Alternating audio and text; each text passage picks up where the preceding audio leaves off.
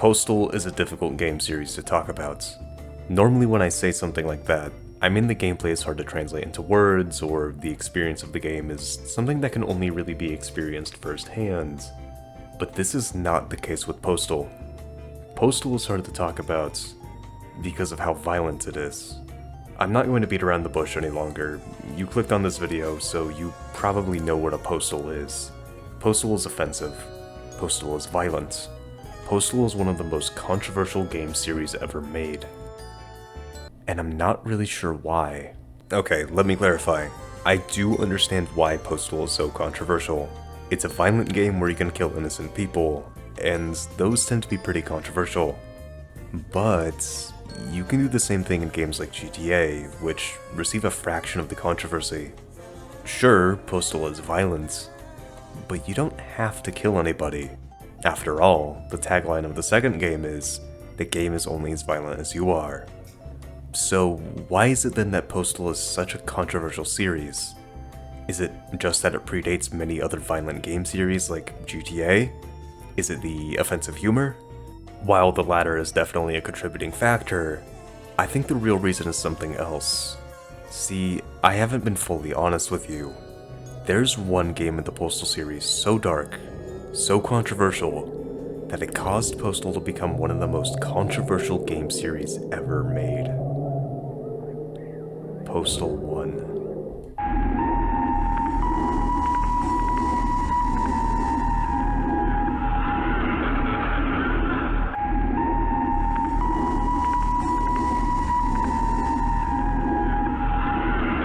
Postal 1 is very different from what the series eventually became. When you think of the Postal series, you think of its offensive humor, its shocking content, and its overall goofy, tongue-in-cheek tone. Yes, the intent of the game is to kill people, but you're doing it in such an absurd way that it's hard to take the game seriously.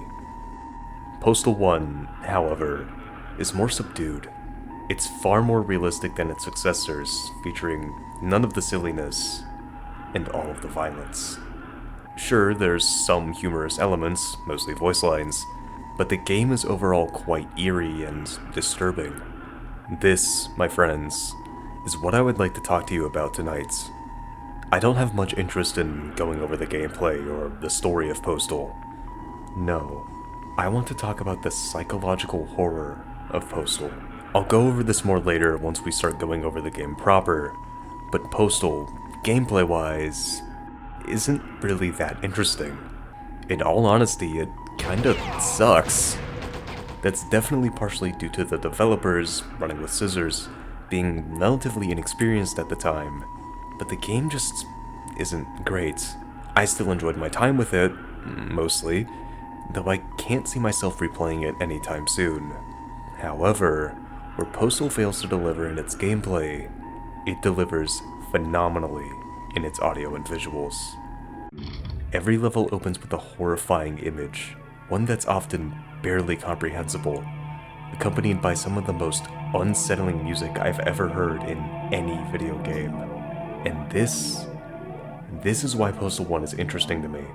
Not for its controversy, though we'll go over that more later, not for its humor, and certainly not for its gameplay, but for the horror aspects of the game. Postal is not a horror game in the traditional sense, as the core gameplay isn't really trying to be scary, but everything surrounding the game is.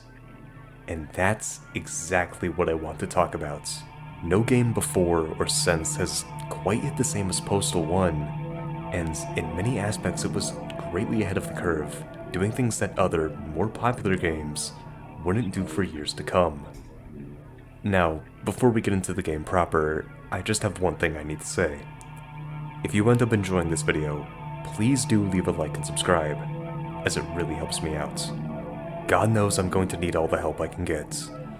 No way this video won't be demonetized. But now, without further ado, let's dive right into the disturbing world of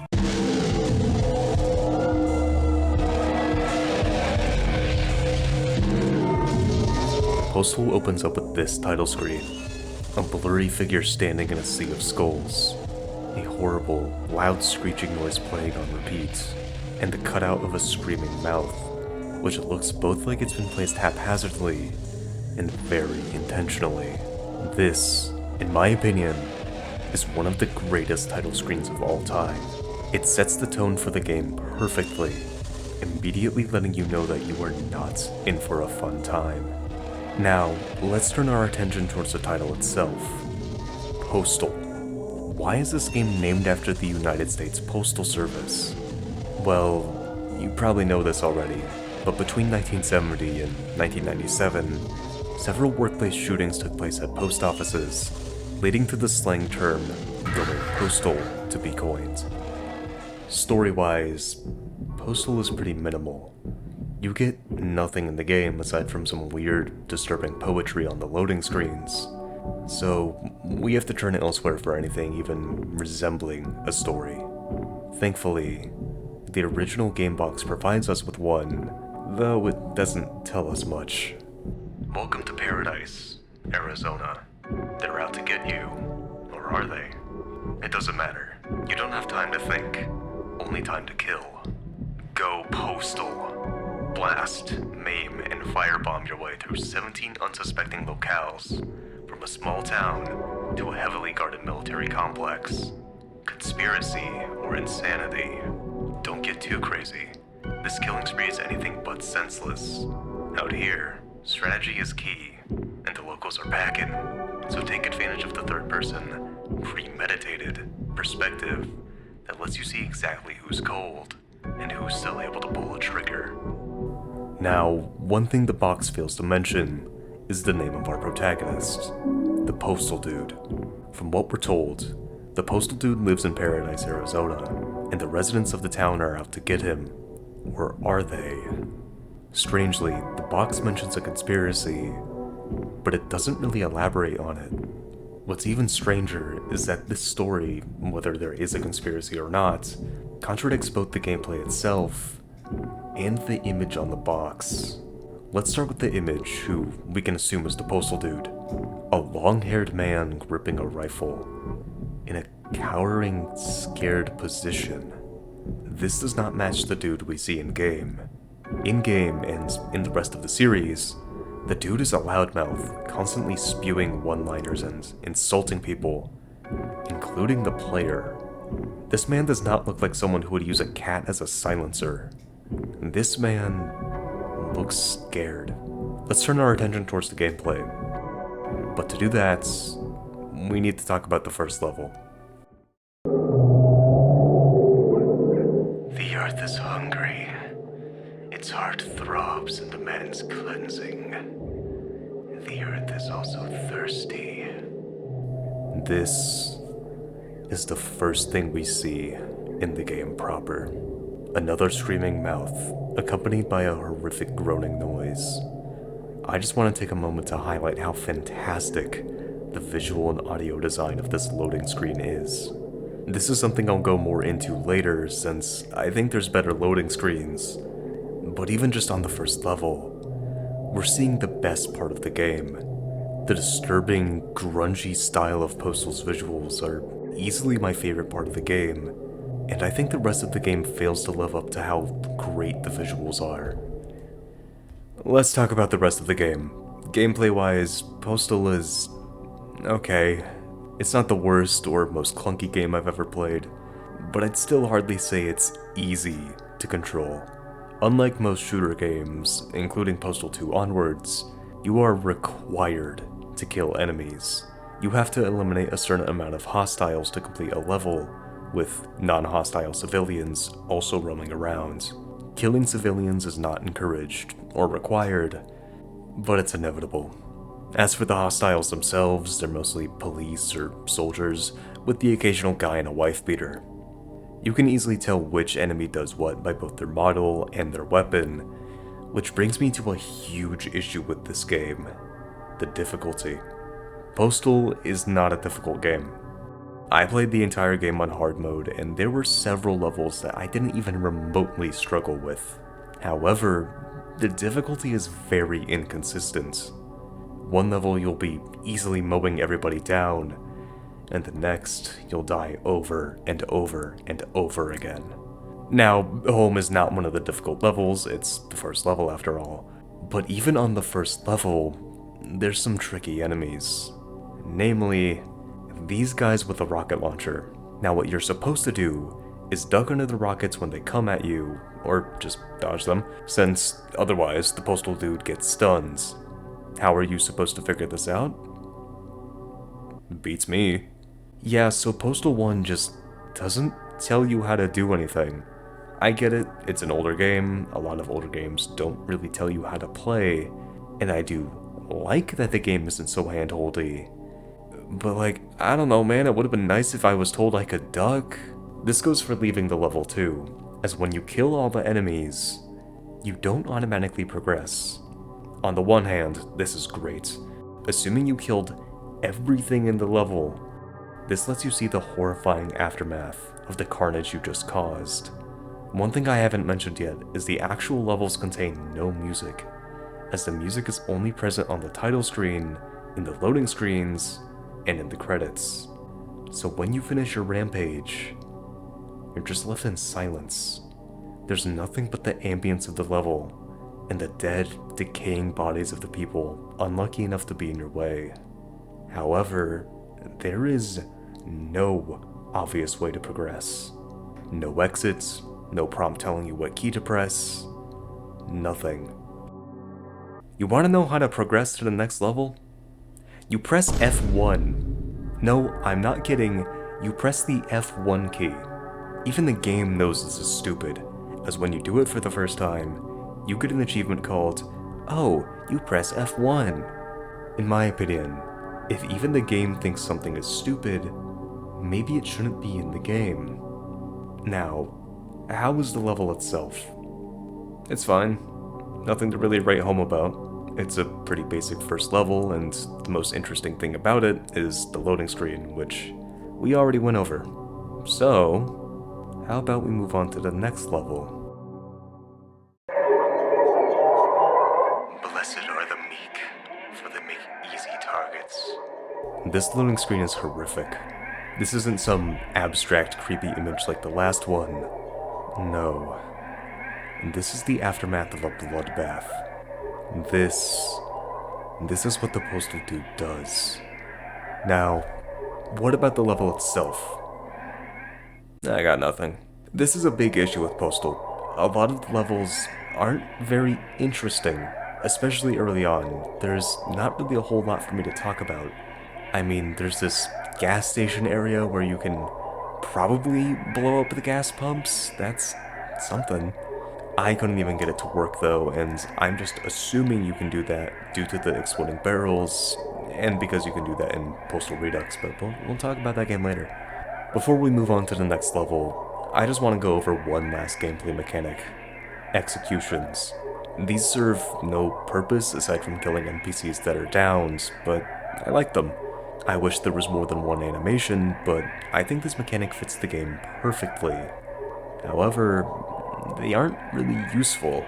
Like I said, there's no purpose to doing them, and doing them usually leaves you wide open for a rocket to the face. One last thing before we continue, I want to talk about the voice lines. The dude himself is voiced by Rick Hunter, who also voices the dude in Postal 2 and 4, and he gives a fantastically disturbing performance. Proudly made in the USA, baby. Bleed. Only my weapon understands me. Going postal. The postal dude's constant wisecracking does help to alleviate some of the horror of what you're doing, but it's still clear that this man is absolutely deranged. The NPCs you mow down also talk, usually saying something humorous as they die. He shot my toe! Despite how humorous these voice lines are, it doesn't really take away too much from the disturbing ambience these levels have. As I said a moment ago, there's no music in the levels proper, which causes an eerie atmosphere that somehow isn't broken by the postal dude saying, "Butt sauce." Anyway, that's all I got for this level.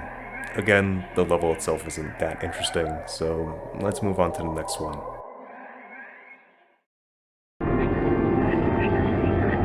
The air ripens with the odors of the dead and dying. It smells like Victory. Once again, this loading screen depicts the aftermath of the Postal Dude, this time in a forest. As for the level itself, I got nothing again. So I'm going to use this opportunity to talk about the weapons so far. There's a few we haven't unlocked yet, so I'll save those for when they appear. But let's talk about what we do have. First, the default SMG. It fires strangely slow for an SMG, and does decent damage. However, it does have infinite ammo, making it both a good backup if your other weapons run out of ammo, and a good primary weapon. Next, the shotgun. You'd think this would be a powerful close-range weapon, one that might even insta-kill enemies, but no. Well, I mean, yes, kind of, sometimes it does. This is another issue I have with the game, as the damage in Postal is really inconsistent, both from the player and the enemies. Sometimes the shotgun will insta-kill, sometimes an enemy right in front of you will take like 5 shots to kill, and it sucks. However, a weapon that always insta-kills is the rocket launcher. We got this in the last level, and it shoots a slow projectile that insta-kills enemies in a small radius, as well as instantly exploding any barrels it hits.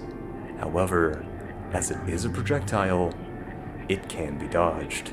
Since enemies will usually be stationary for a while, this isn't a huge issue. Besides, you can switch the rocket launcher to a heat-seeking variant, though the ammo seems far more rare. Lastly, we have the 2 grenades. Okay, technically 3, but the proximity mines are really bad, and I never once found a use for them. As for the real grenades, the normal grenade is like a mini version of the rocket launcher, and the Molotov is... You know what a Molotov does, I don't need to explain it to you. There's not usually a reason to use the Molotov over the regular grenade, though there are a couple instances where I found it useful, such as on the next level. A glorious symphony of slaughter. 76 tromboners led the death parade. Once again, we're greeted with a loading screen of the aftermath of Postal Dude's attack. However, and this is the last time for a while we'll see a comprehensible loading screen. The music is a cacophony of distorted trumpets, fitting the parade theme, though it's not that noteworthy. Finally, I have something to say about the level. Now, if you've ever played Postal 2, you likely remember the marching band that appears on Tuesday. The marching band appears here as well, though obviously this predates Postal 2. You know what we have to do here, right? This is why the Molotov is useful. Not only do you get an achievement specifically for firebombing the marching band, but this is by far one of the most effective ways to eliminate the bands. Now, granted, you don't have to, and should you leave them be, they actually will continue to play music, making them one of the only sources of music in the actual game. But I mean, why would you do that? Firebombing the marching band is one of the most iconic moments in the game, and it begins the level in a fantastic way. The level itself is more interesting too, as this is where the game starts becoming a bit more difficult. Still not hard by any means, but I did struggle with this level a little more than the last 3. But the next level is really where things start getting more difficult.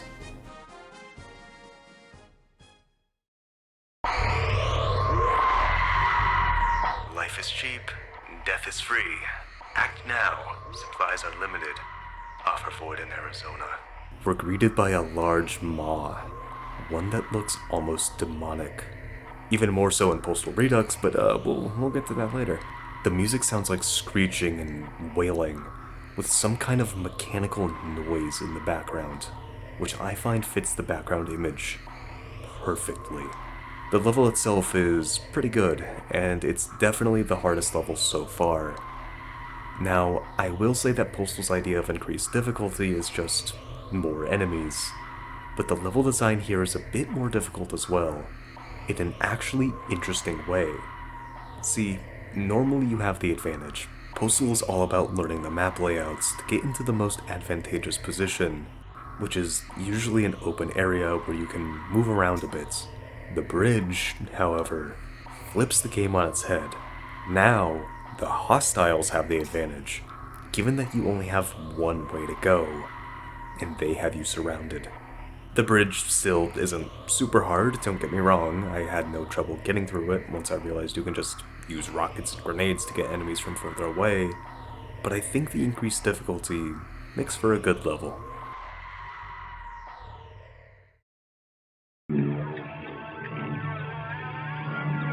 Furious fireflies materialize against the cavern wall and sunder the earth into dust. Come, little insects, and see the web we've woven. I haven't really been commenting on the text on these loading screens, but this one demands some attention. Assuming the words on each loading screen are from the postal dude, why is it that he says, "we" here? Is he talking about us, the player? Maybe. Whatever the case, let's turn our attention to the image and the music. The image is haunting. This one is a bit more comprehensible than the last, though I'd still hardly call it normal. A dead body lies on the cave floor as a shadowy figure, presumably the dude, stands over them. This is easily one of my favorite loading screen images, and it's only enhanced by the music. It's strangely calming. Sure, it's still creepy, there's a bit that sounds kind of like demonic chanting, but the main instrument, whatever it is by far the most calming thing we've heard so far. As for the level itself, I don't have much to say, but this is one of my favorites. It's pretty easy since despite the level being cramped, there aren't many enemies and they typically only come at you one or two at a time. Oh, also you get the napalm launcher, and this lets you shoot a fire in a straight line. It's not very useful, but it's pretty fun to use.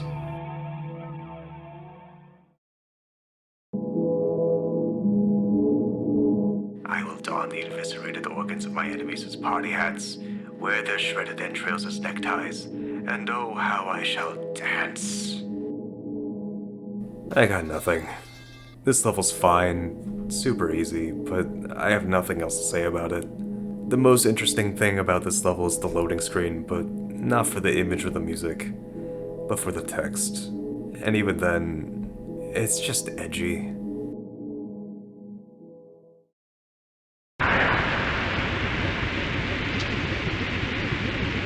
Human trash spills from its containers as death rains down upon them, sweeping the streets in a cleansing cloudburst of blood. This one's not interesting either. In fact, this level's so uninteresting, I literally forgot it existed. I mean, the loading screen image is kind of interesting, I guess. It looks downright demonic, and I'm not sure if it's supposed to be the dude, or someone attacking him, or something else. Whatever the case, this level's boring. I don't remember anything about it, and watching through my footage, it doesn't seem very interesting. With that being said, I'm going to start just skipping the uninteresting levels. I'll still be talking about the loading screens, since they're the most interesting part of the levels anyway, and besides, I gotta talk about something, don't I?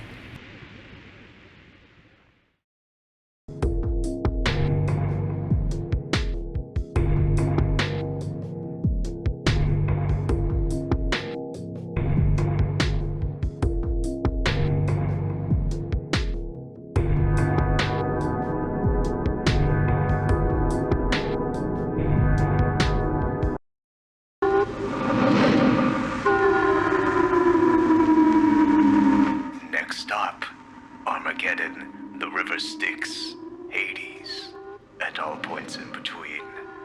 All aboard? Okay, I know I just said I was going to skip over the uninteresting levels, and I still am, but I want to use this opportunity to talk about the graphics some more. Really quick, I'll go over the level, since I do like this one. You get the flamethrower in this one, and it's not great, but it's fun. Level itself is fun, though the only really interesting part is when a bunch of civilians get off the train. The loading screen is fine, I don't care for it, but it's not bad. Okay, now let's talk about the graphics. I've already gushed about the loading screen art, but Man, this game has just a fantastic art style. The hand-drawn maps combined with the crude 3D models just look so 90s, and I absolutely love it. Postal has an art style that really reminds me a lot of old Flash games, and I think that's partially why I like it so much. Now, one last thing, I have seen some people complain about the models of the hostiles and civilians being a bit too similar to each other, but I don't know, I didn't really think it was that big of an issue. All in all, I think Postal has a great art style, and it's a shame people don't talk about it that much.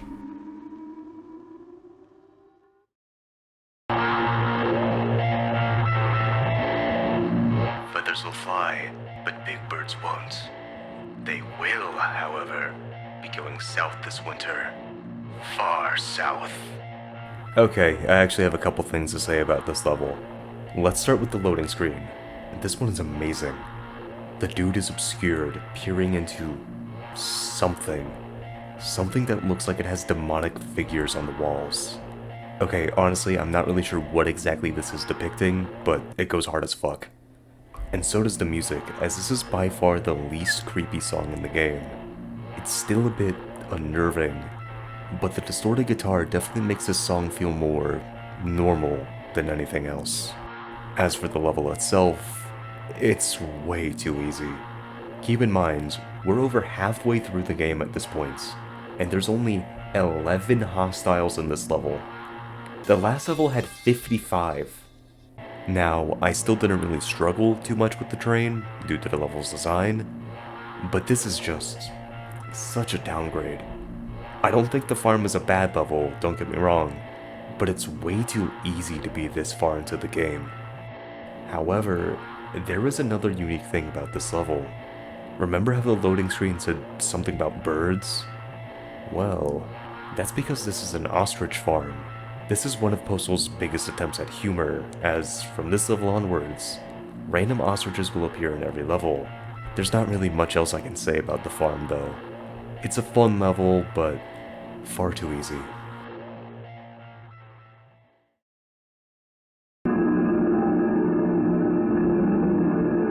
Blood splinters everywhere, like a river flowing around me, pulling me in its wake. Paradise. Prepare for deconstruction. This level's fine. I don't really have anything to say about it. At least the loading screen's good. That skull is pretty spooky.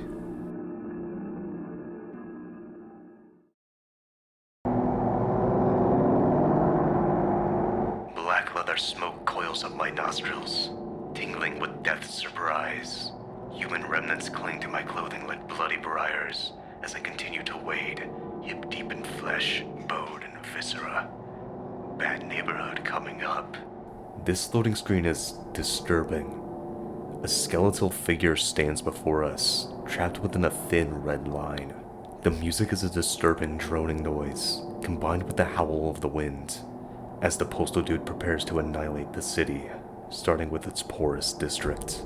The level itself isn't anything special, though it's certainly another spike in difficulty. By far the most interesting thing in this level is the appearance of the Running with Scissors office, alongside some protesters. But these aspects of the level are greatly expanded upon in Postal 2.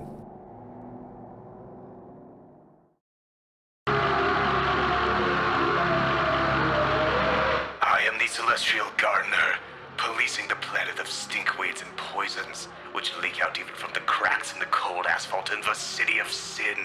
This is probably the scariest loading screen in the game. Horrific screaming and a skeletal figure, presumably the same one from the last loading screen, stretched out in agony. Honestly, it almost looks like it's kneeling in surrender. Perhaps this is what the dude sees the hostiles as. Instead of people, perhaps he sees them as demons. Demons that need to be cleansed. Level's fine.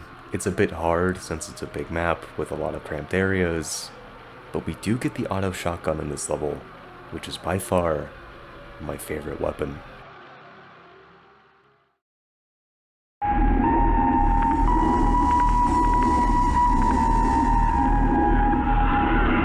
No day in the park. Too much of the plot on me is mine.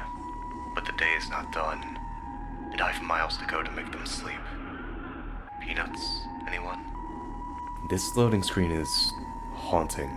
A blurry, distorted figure looks off into the distance as this familiar song plays. Why is it that this song is so familiar? Well, it's all down to the sample used. The Postal soundtrack uses a lot of samples, mostly from the pack Cuckoo Land Ghost in the Machine by Zero G. However, there's one sample from that pack that's a bit more famous than the rest. It's titled Is That the Door? And it's a disturbing and haunting melody used in many games from the early to mid 2000s. Half-Life 2, Max Payne, Devil May Cry, and 3 different Silent Hill games have all used this sample. Half-Life 2 is easily the most well-known of these, as it's used in that creepy-ass radio song.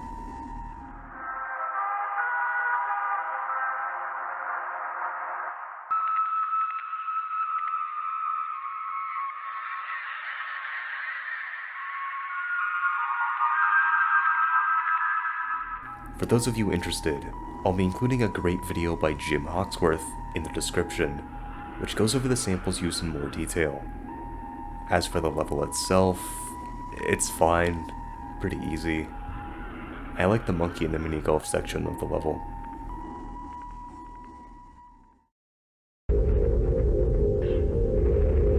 Feast upon the frozen images of molten massacre as the machineries of death grind relentlessly, mindlessly on. This level is really forgettable. Loading screen isn't interesting either.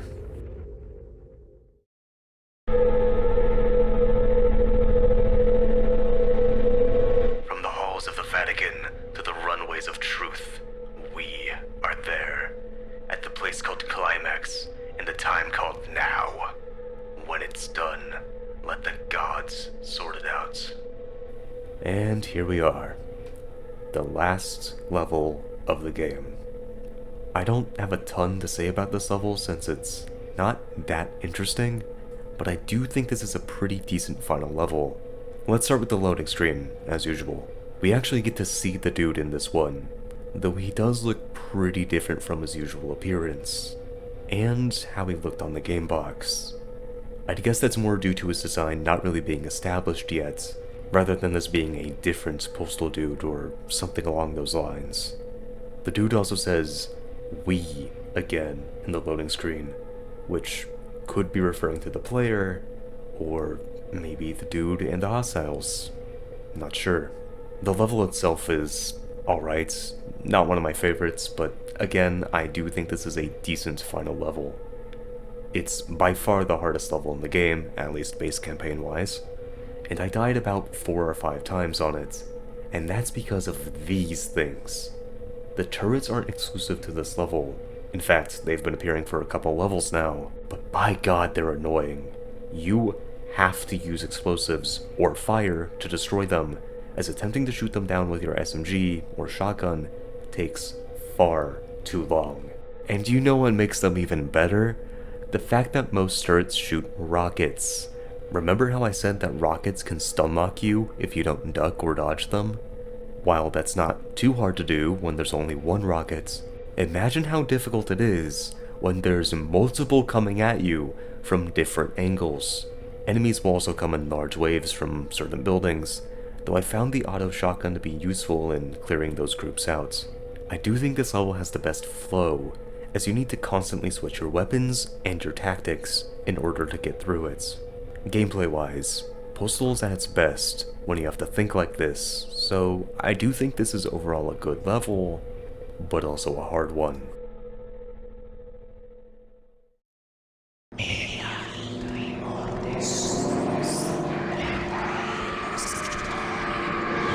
The hive has been cleansed. The source of the corruption has been corked, laid in a body bag, and dragged to the outskirts of existence. And now, it's time to talk about the ending of Postal 1. So, if you know anything about this game, it's this. I'm not going to try to be funny or anything here. This is just fucked up. Despite the dark themes and creepy loading screens, Postal is still a relatively funny game. But all humor is dropped here. Going so abruptly from gunning down soldiers in a military base to this is disgusting. There's no other word to describe it.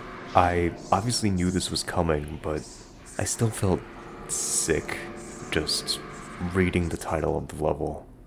Let's talk about the loading screen real quick. The audio in the background includes the Gregorian chant, Medea vita in morte sumus, though, strangely, the last line is omitted.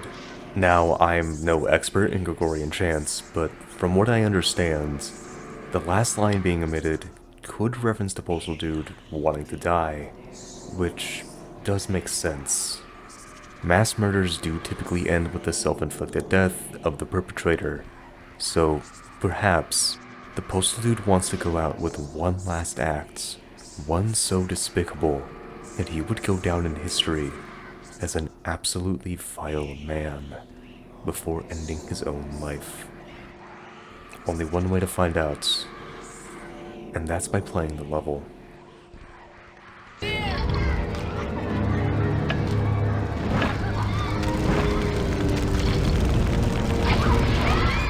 Thankfully, this level is a cutscene. The postal dude attempts to harm the children, but his weapons don't work.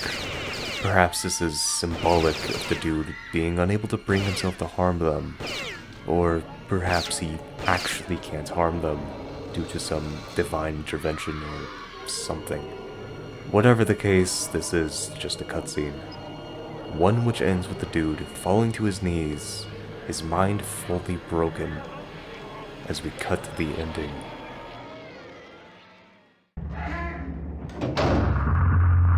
Population pressure and the stress of modern life may cause an increase in violent tendencies. The urban environment is the incubator for all sorts of undesirable behaviors. This is one of the most horrifying endings I have ever seen in a game. The screeching music, the hellish imagery, it's incredible. It truly makes you feel like you've lost your mind, and it fits perfectly with the idea of going insane. Going postal. The voiceover, presumably a psychiatrist, continues by saying that while the dude may think he's a hero, battling impossible odds in his fractured mind, the reality is anything but. The reason for the dude going postal may forever remain a mystery, but there will be plenty of time to study him.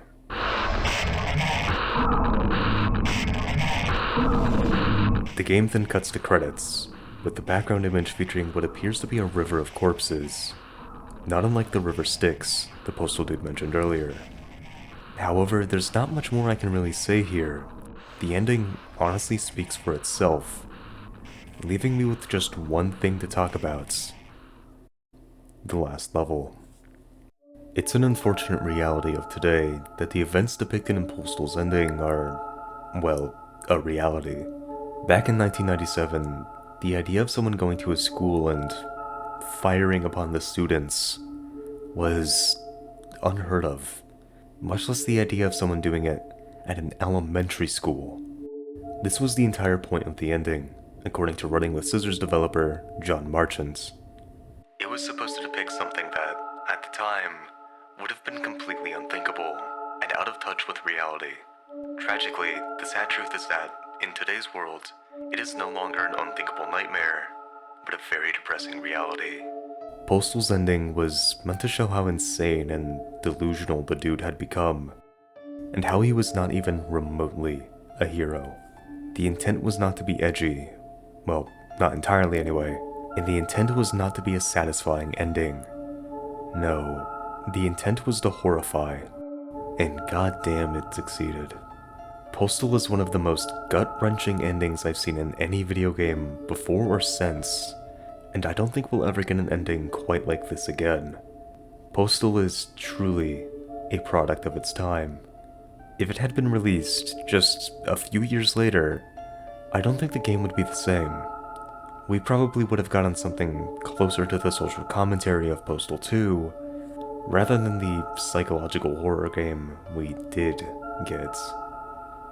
Yes, I just called Postal a psychological horror game. Look, it's not a scary game, but the intent is to unnerve you. You are supposed to be unsettled by the game, and the horror aspects all tie into psychology. Postal is a psychological horror game. Don't believe me? Let's talk about the story some more. See, I haven't been fully honest with you. I've been acting like Postal doesn't have a story, at least beyond the disturbing poetry on the loading screens. And while that is true, to an extent, we also have the War Journal. This journal is included in the manual of some versions of the game, and it paints a very different picture. Take a look at this description from the first level. Moving the paradise was a tragic mistake.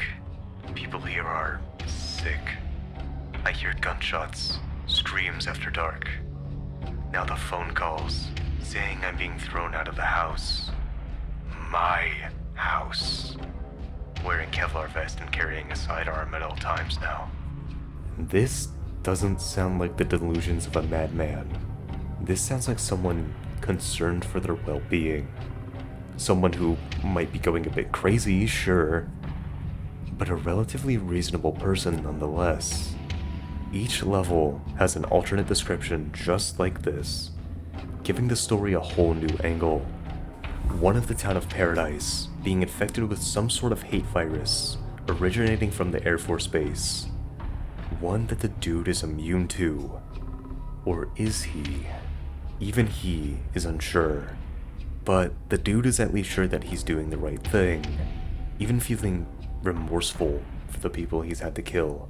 But is this the true story of Postal? Maybe.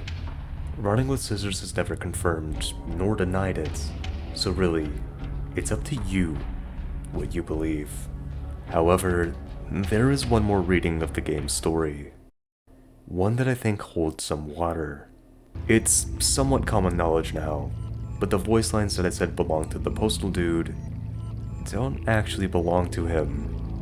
See, the dude has two different voice actors in Postal 1, Vince Desi, CEO of Running with Scissors, who provided all of the hurt sound effects for the dude, and Rick Hunter, who provided all of the actual voice lines, which are labeled as Demon.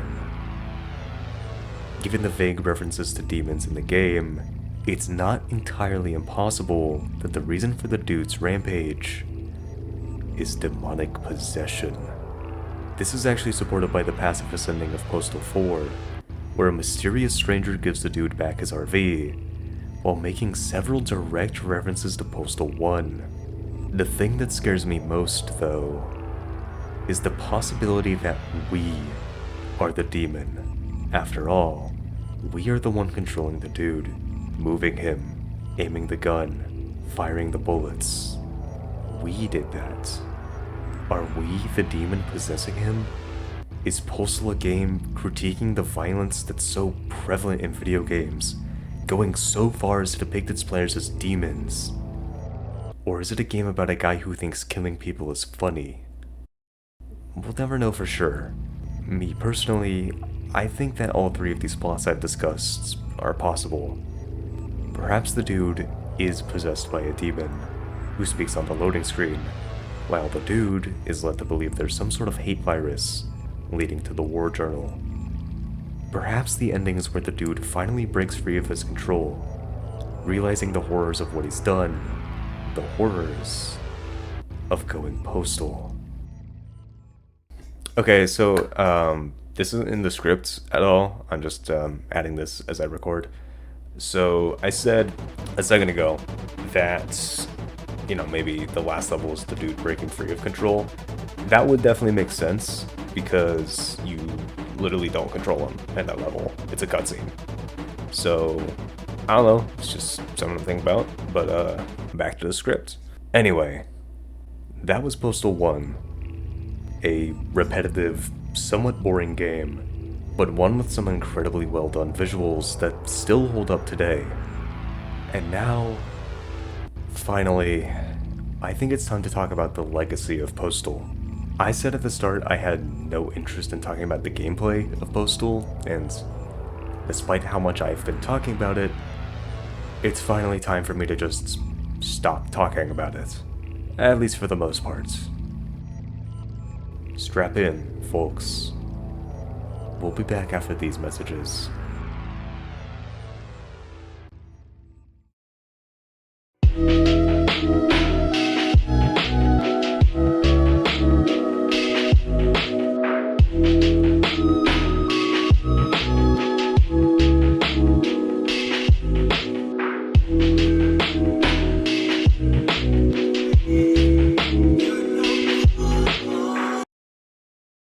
Postal has a strange legacy.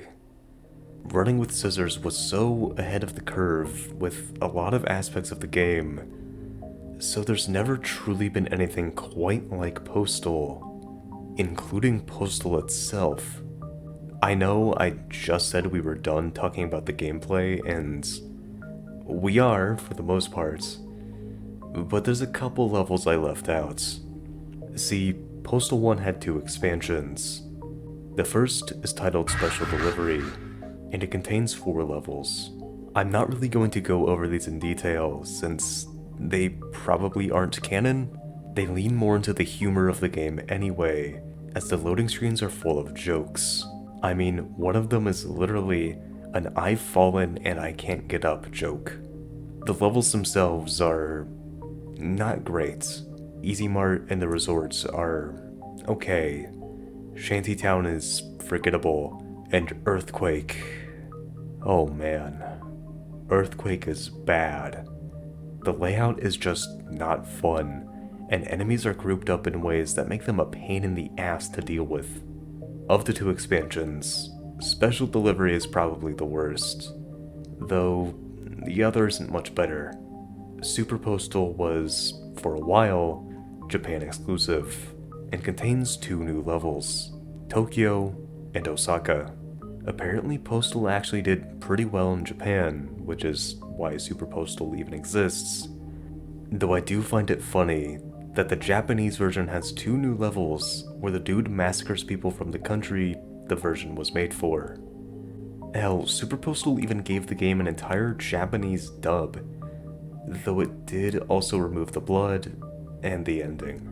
As for the levels, they're a bit rough. Tokyo is one of the biggest levels in the whole game, with lots of challenging enemies.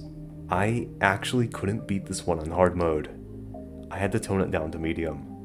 Osaka, though, is a bit easier. Not a super easy level, but definitely the easier of the 2. Aside from the 2 expansions, Postal, of course, has a much larger legacy. The only game I know of that has taken direct inspiration from Postal is Hatred, though I think the less said about that game the better. I've heard the game is okay, and I don't doubt that, but I'd like to try to keep this video from getting age restricted. Aside from that, I think maybe Hotline Miami took a little inspiration from Postal. I couldn't place it originally, but after I played Postal Redux, the levels ending with you being forced to see the aftermath of your massacre reminded me a lot of Hotline Miami, so I wouldn't be surprised if Postal was an influence there. The biggest legacy Postal has left, though, is definitely how controversial it was. Gaming journalists and the mass media at large hated this game as soon as it appeared at E3, which was only heightened when the game released, and people saw the ending. It was falsely reported by many journalists that you could kill children, and coupled with how violent the game already was, reviews were not kind to Postal. Some reviews were a bit more positive, highlighting the appeal of the mindless violence of the game, though the game was criticized for being repetitive and for not really having much longevity, which I actually agree with. Perhaps though, the biggest critic of the game was Senator Joe Lieberman. Don't know who that is? Wrong. You know who this is. Unless you're not American, then you probably don't. Yes, Senator Joe Lieberman, the same man responsible for the creation of the ESRB during the time of Mortal Kombat, hated Postal. He called it one of the worst things in America, alongside Marilyn Manson and Calvin Klein underwear ads. Okay, wait, hold on, what's with that one? Okay, that one was probably just homophobia. Anyway, back to Postal. Given how controversial Postal was, it's actually kind of surprising that it sold decently well, selling about 50,000 units by 2002. For an indie game back then, especially one so controversial, that's pretty good. The success was, of course, enough for sequels to be made. Though I think Postal 2 and the like are best saved for another day.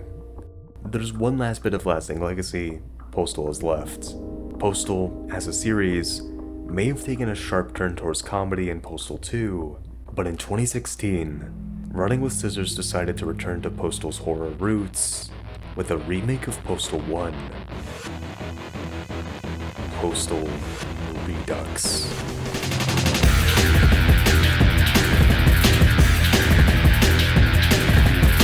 I'm just gonna get this out of the way. This is the definitive way to play Postal.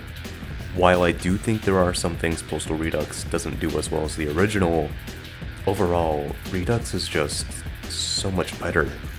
Your SMG isn't the slowest weapon on Earth anymore, exploding barrels and turrets don't take 50 actual years to be destroyed now, the game controls just a bit better, and the new Rampage mode, oh man, the Rampage mode is so fun.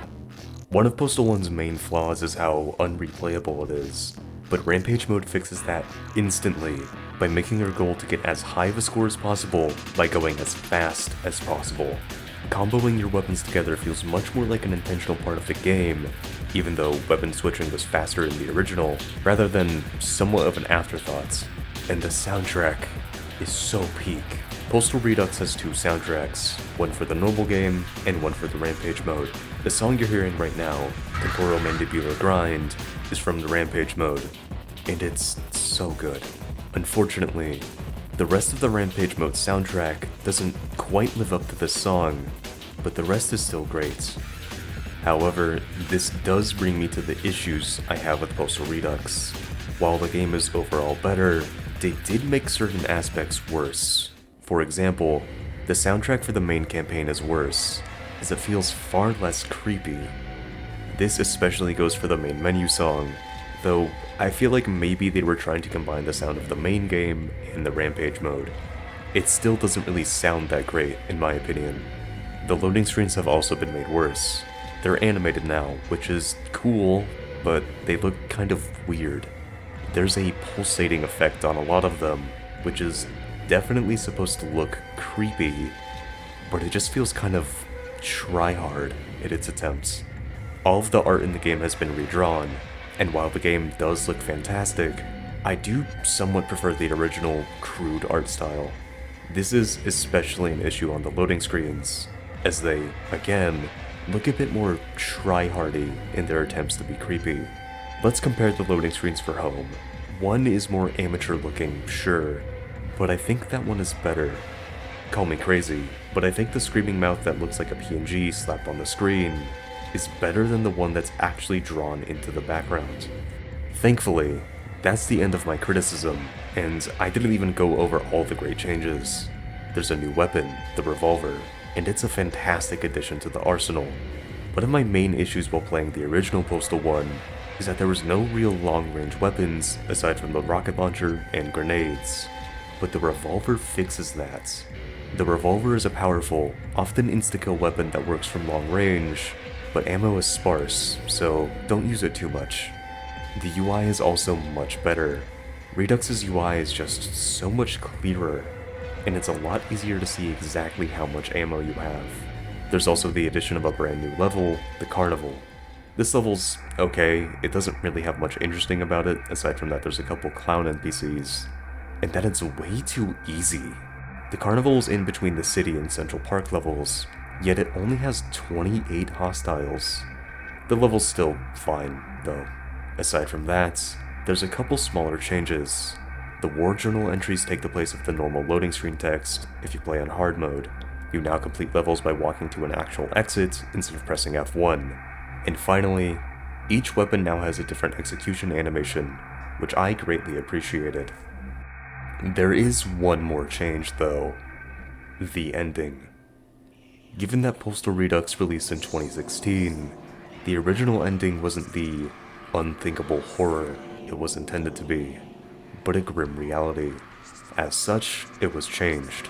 The level is now titled The End, and it's an actual playable level this time, instead of a cutscene. The dude finds himself at a church, where he must eliminate one hostile, who's nowhere to be found. As we walk through the level, we eventually stumble upon a coffin ready to be lowered into a grave, alongside a priest. We can't harm the priest, or do anything at all, really. All we can do is wait for the coffin to lower. When this happens,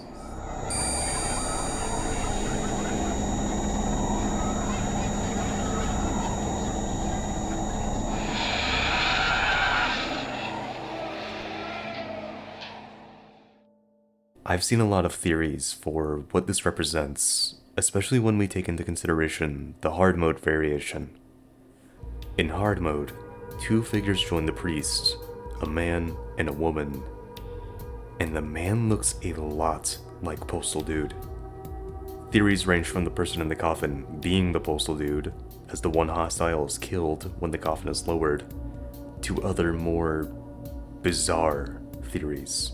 I've heard people say for years that the dude in Postal 2 onwards is the son of Postal 1 dude, and that the hard mode ending of Postal Redux is Dude Jr. watching Dude Sr. getting lowered into a coffin. But I don't think that's the case. There's no evidence for it whatsoever, and I think the truth might lie elsewhere. No, what I think might be the truth is that the person in the coffin is the Postal Dude's child. Perhaps the reason why Postal Dude couldn't harm the children in Postal 1's ending is due to him not being able to inflict on others what happened to him, the loss of a child. This explains the children's laughter during Redux's ending, and why we never see Postal Dude actually harm children throughout the entire series. Now, I know there's not really any evidence for this reading either, but it's not like Postal has much of an actual story. I've been talking all this time about what exactly Postal means and what it's like to play it, but truly, I don't think this is what's interesting about the game. We can sit here and theorize what the story is for hours, but really, I think the story of Postal is whatever you want it to be. After all of this, everything I've said so far, has just been to give you context for what I think truly matters. The horror of Postal. Behind the comedic exterior of Postal, there lies a truly horrifying game here. And by far, the most horrifying part is that it's all too real. Postal was made in a time where mass murder like this wasn't as common as it is today. That's not to say it didn't ever happen, but it was less of a common occurrence. It's tragic that the ideas presented in Postal aren't fiction, so I would have appreciated if the game didn't treat its subject matter so senselessly. Don't get me wrong, it's not as bad as it could be. I don't think this game is sensationalizing or glorifying violence or anything, but it's not exactly condemning it either. Now, to be fair, Postal is meant to be offensive, especially Postal 2 onwards, but given that Postal 1 is a bit more realistic, and given that it seemingly has something to actually say, I think it should have had a bit more tact to it. Despite the possible offensiveness of Postal 1, I still think it makes mass shootings appear as horrifying as they are in reality. The lack of any music in the levels proper, the levels not ending automatically, and of course, the loading screens, all make this game an absolute nightmare visually.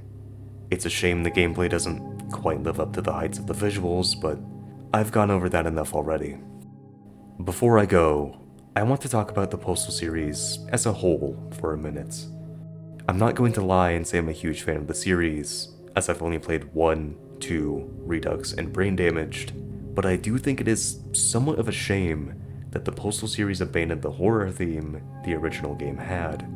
I said it earlier, but Postal 1 is a very unique game to me. No other game has been able to recreate the same energy as Postal, especially in the loading screens, and that's a damn shame. Now, I do like that Postal went more comedic from Postal 2 onwards, since that let the games be more fun, but I would love if a hypothetical Postal 5 went back to the horror roots of the series. Postal 1 is weird. In its own series, it's a disturbing black sheep, far darker than its successors. As a standalone game, it's mostly style over substance, and its controversial nature has made it a game very few developers have tried to emulate. But as a piece of art, Postal 1 is fantastic. If you really want to play it, it's free on Steam, though I do personally recommend playing Redux over it. Redux goes on sale for cheap all the time, so it's not like you'd have to spend the full $10 on it. At the very least, check out the loading screens. I can't stress enough that the artwork and the visuals are the best parts of the game, so you should do yourself a favor and at least check those out. Anyway, that's about all I have to say about Postal. It's a very strange and interesting game to me, though not one I can really recommend, despite my enjoyment of it. Regardless, thank you so much for watching. Stay safe out there, and good night.